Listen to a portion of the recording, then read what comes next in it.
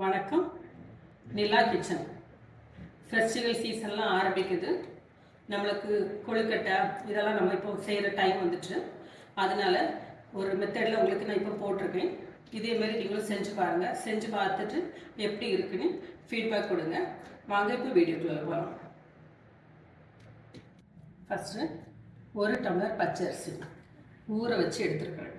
ஒரு டம்ளர் பச்சரிசி வந்து லெவல் பண்ணி எடுத்திங்கன்னா அதுக்கு கோபுரம் மாதிரி குமிச்சு எடுப்போம்ல, அந்த அளவுக்கு வந்து உளுந்தம்பருப்பு. இந்த ரெண்டையும் ஒன்றா நம்ம இப்போ அரைச்சி எடுத்துருவோம். உப்பு போட்டு ஆட்டி எடுத்துருவோம்.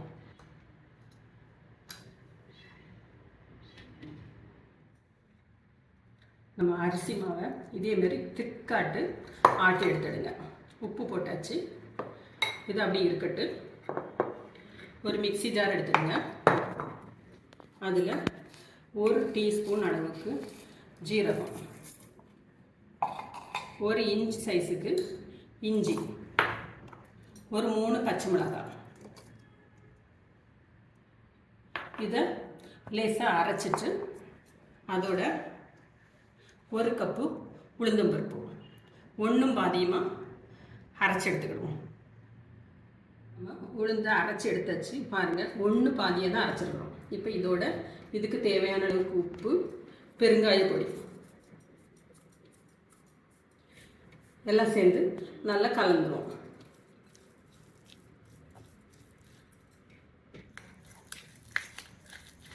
நல்லா மிக்ஸ் ஆயிடுச்சு. அதே மாதிரி இலை எடுத்துடுங்க. 1 ஸ்பூன் மாவு விட்டு விடுங்க.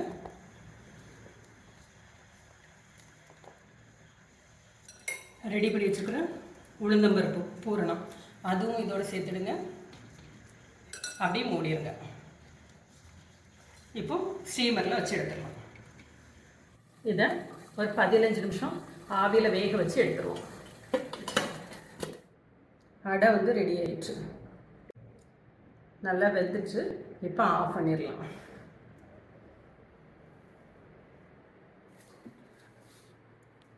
சாப்பிட்றதுக்கு நல்லாயிருக்கும். இதோட வேறு ஒரு வேரியண்ட் வந்து ஆல்ரெடி நம்ம வந்து வீடியோவில் போட்டிருக்கோம். அதோட லிங்க் வந்து டிஸ்கிரிப்ஷனில் கொடுக்குறேன். வேணுங்கிறவங்க செக் பண்ணிவிடுங்க.